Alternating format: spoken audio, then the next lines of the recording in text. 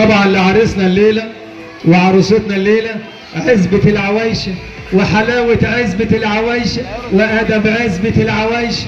بنقول لهم الف مبروك لعروستنا النهارده والف مبروك لعريسنا الاستاذ عبد الله. يا عبد الله خد لي شقه جنبك يا عبد الله.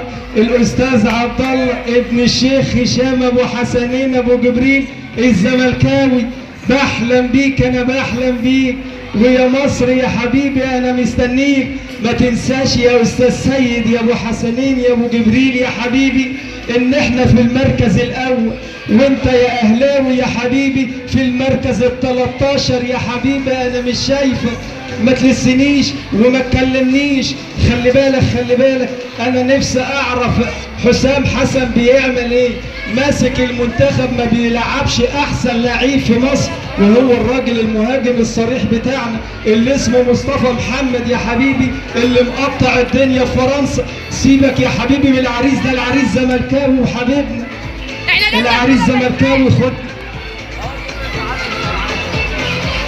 والعريس والعروسه جاي. معلش اتاخرت عليكم.